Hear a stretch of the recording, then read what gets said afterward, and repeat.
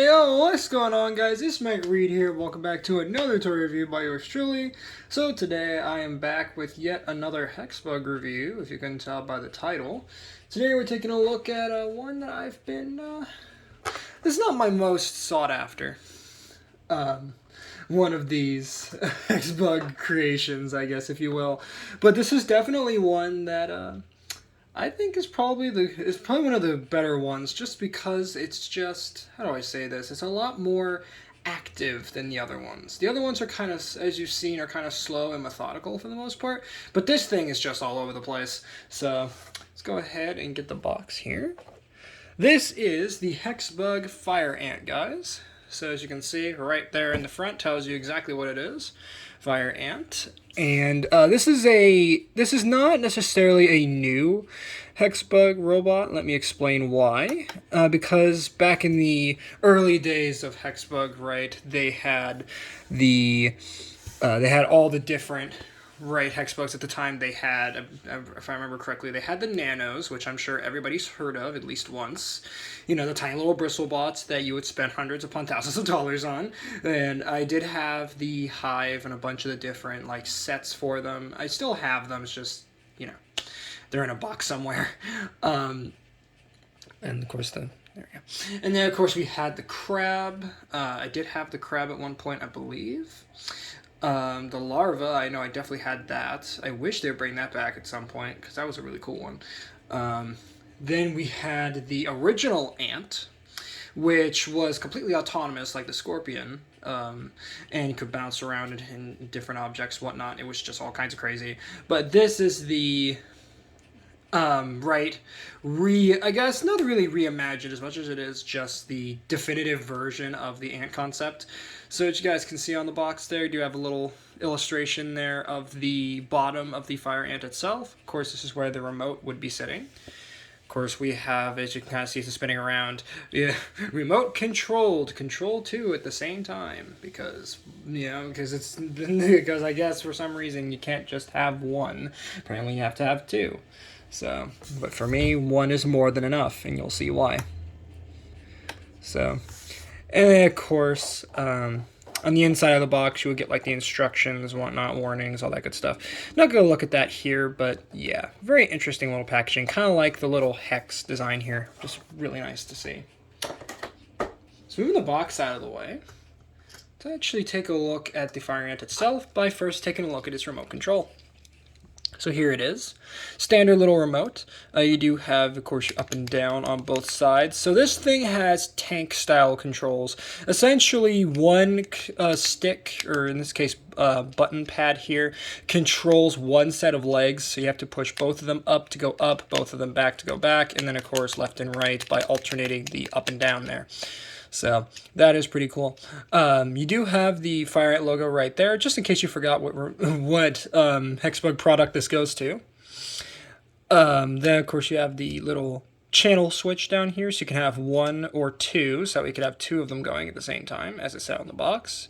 Of course, you have the little Hexbug logo, and of course the transparent sort of design here, so you can actually see the circuit board inside, which I think is super cool. Plus on the back you do have the little screwdriver hatch here so that we can get to the batteries. Now of course it does take those tiny little LR44 batteries, or button cells as most people know them as. Just pop those in there and then there you go. Thankfully those are included in the box, so that is great. And then of course you have the Hexbug logo kind of molded on the top there, if you can kind of see that. There you go. So there you have that. Now taking a look at the Fire Ant itself. Well, I mean, it looks like an ant, that's for sure. So, spinning this thing around does look pretty cool. I do like the little wheels on it instead of legs. I think that really adds to the sort of biomechanical nature of Hexbug's sort of designs here. And there are, I believe, just two motors in there. I believe there's a motor right here and another one sort of in the middle there. And of course, you have 12 whole gears here.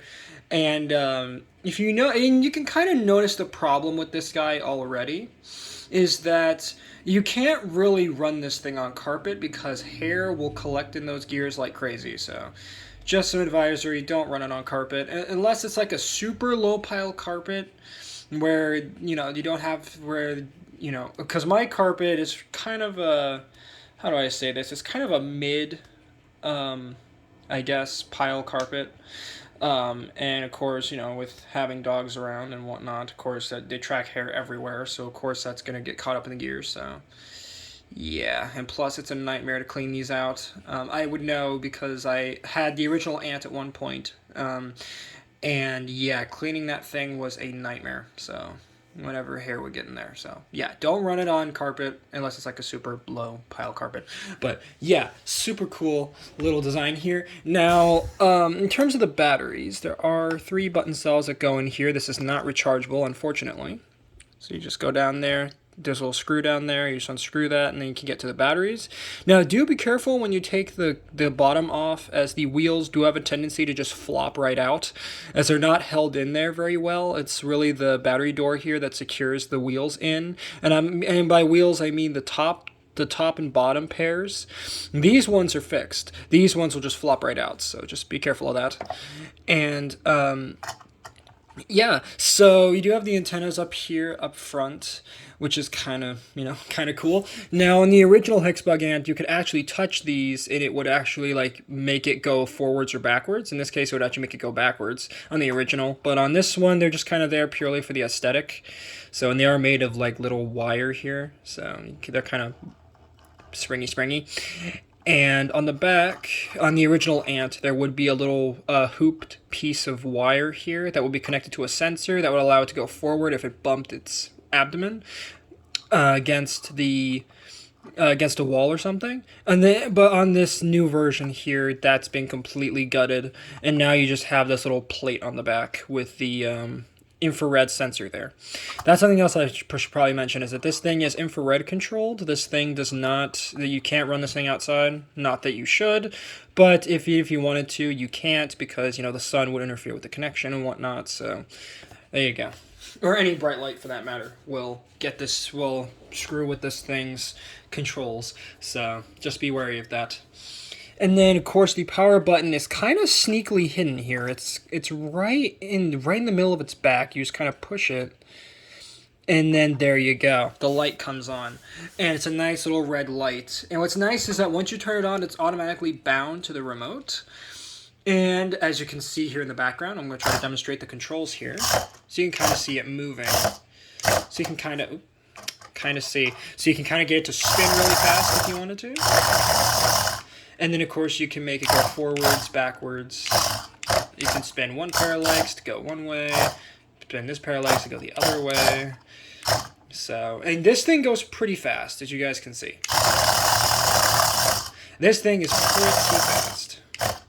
And especially since these are brand new batteries, yeah, this thing goes crazy. So, that's basically the fire ant, guys. Nothing really much else to talk about here. So, there you have it. So I'm just going to drive this thing around a little bit just to kind of demonstrate how it works. So you can kind of see. So, oh, jeez. Yeah, this thing is pretty crazy. So, and let me kind of demonstrate the controls a little bit here. So again, you just press back on one set, and it will control, well, see, this side controls the left pair of legs there. This one controls the right pair. And then see, you can alternate to make it spin around. Of course, push them both up to make it go forward, push it back to make it go back. And that's another problem with this Hexbug. It is noisy because of those little spiky legs there.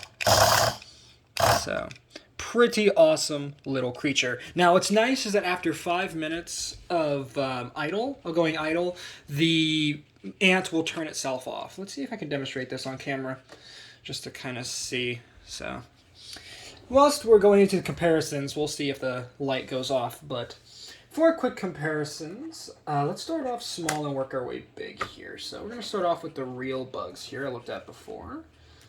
And so we're going to go ahead and start with comparisons here. Here we have the cicada from the Real Bugs pack. So you guys can see how those two look together. And they look pretty cool. Obviously, the ant is probably the smallest of all of the mechanical bugs that Hexbug has available right now.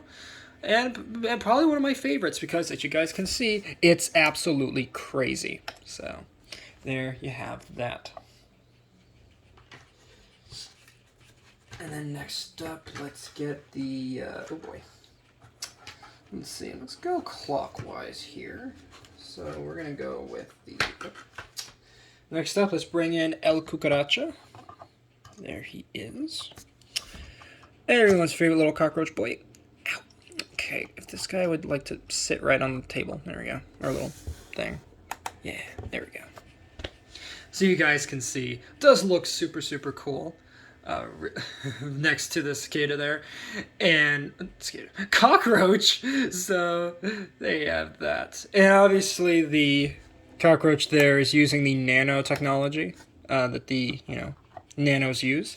So and the nanos were supposed to be small and pocketable to begin with. So yeah, and the ant is too, clearly. So. Next one up here, let's bring out the Hexbug, oh boy. There we go. Almost dropped them. So there you have them. Right there. And again, differences are pretty obvious here, but still very small little boy there next to the fire ant there. So there you have that. See, so popping that back in there. Let's bring out the water scorpion. There you go. For comparisons. And as you guys can see, just a good bit bigger than the fire ant here, but that's mostly just because of the little, breathing apparatus on the back there of the water scorpion. That gives it that extra size. But if that wasn't there, it would be basically the same size as the fire ant. So there you have that. So that is great. And now last, but certainly not least, of the Real Bugs set, let's bring out the Japanese beetle. Yeah. So there you have them. And again, just about the same size as the fire ant, minus of course the little clawed feet there. Just a little bit, just making it that little bit bigger. But other than that, it's about the same size as the fire ant. Not too crazy big. So there you go. Now let's bring in the big ones now. And we're going to start with the scorpion. So give me a bit, guys. As I get my Japanese beetle to cooperate and sit nice in its packaging again. There we go. And just plop that on there. And then plop that over there. There we go. So now let's bring out the scorpion here. Oh, and it just turned off. There we go. So you guys can see it does turn off after 5 minutes of idleness. Or being idle. So that is great. And of course it's going to be hard to kind of squeeze these guys in here because the legs of the scorpion are just so wide. Jeez. So there you go. But as you can see, the scorpion's definitely bigger than the fire ant. Which makes sense because in real life ants are tiny. As everyone should know by now. So there you have that. So, but at least from the front of the carapace here to the back, it's about the same width as the fire ant, it looks like. Is it? Yeah. About that size. Maybe a bit bigger. Maybe just a bit. Now let's get the, oh god, what do I want to start? What do I want to go into now? You know what? Let me bring in the ring racer here. So you guys can see. I know he's not technically a bug, but it's still a Hexbug product, so we're going to count it. And, well, by me, do I really need to state the obvious here? The ring racer's massive compared to the fire ant. So, just width, height, all of that, that is just a big boy right there. So, and it's kind of weird that even Hexbug themselves classify the Ring Racer as a mechanical bug, even though clearly it is not a bug at all. But I mean, eh. Oh, and also whilst we're here, let's compare remotes, so you guys can see the Fire Ant remote next to the Ring Racer remote. So you can kind of see that. So you can see the differences in both remote controls. And there you have that. Next up, let's bring out the dragon next. And, well, I mean... Do I really need to state the obvious here as well? This guy is huge compared to the Fire Ants. You know, you got this big freaking dragon next to a tiny little ant. I mean, wow. That is just sad. A little bit. Just how big the dragon is. But then again, it's a dragon. It's supposed to be big. Compared to the rather teeny, tiny little Fire Ant there. That's just barely holding out here. Can my zoom work, please? There we go. Finally, my zoom decides to cooperate. So, there you have that. And again, to compare remotes to the Fire Ant, there's the dragon remote. There you go, so you guys can see. And what's neat about the dragon is that you can... there we go. Run up to 4 of them at the same time, because why not? Why not have 4 dragons walking around?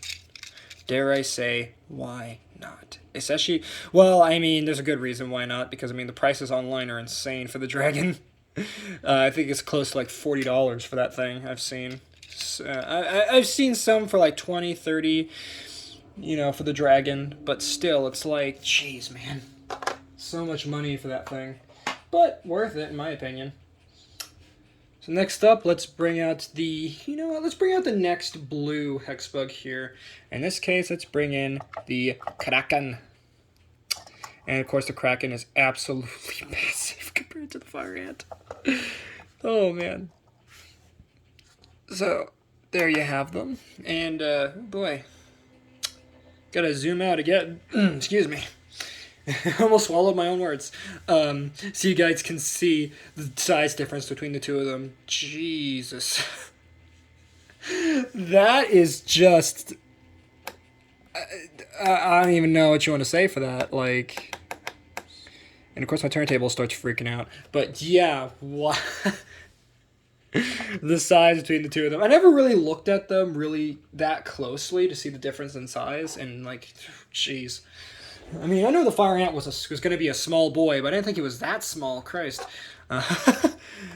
So, putting him back where he should be there. Let's compare the two remotes.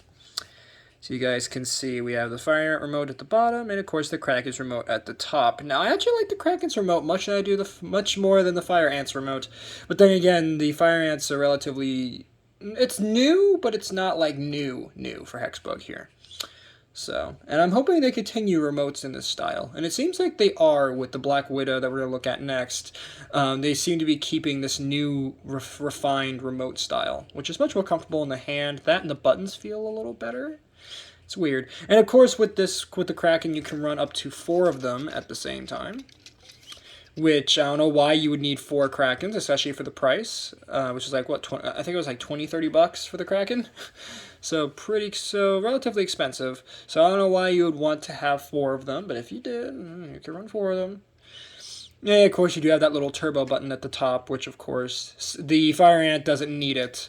God Almighty, the thing's already, you know, fast as heck on its own. I don't think we need a turbo button to make this thing, you know, disappear into another dimension. You know what I mean? Or rip a hole in space-time. So...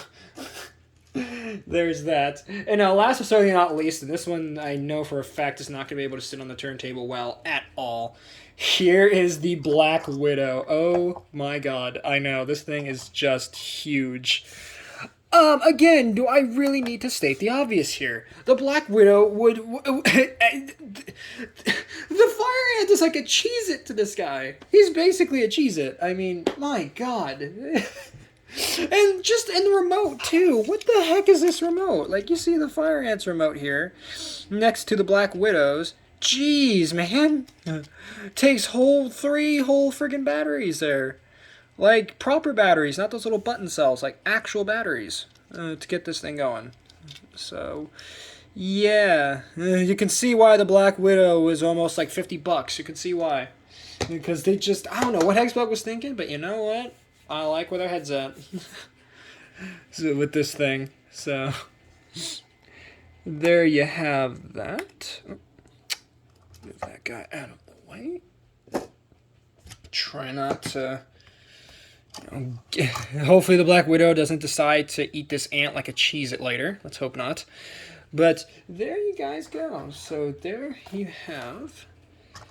that has been the review of the Hexbug Fire Ant, guys. Thank you guys so much for watching. If you did enjoy this video, please make sure to drop a like on this video, subscribe if you're new, and ring that notification bell so that way you guys get notified for all my uploads. And do let me know in the comments what other Hexbug stuff you want to see me do next, as I'm still looking out for the spider.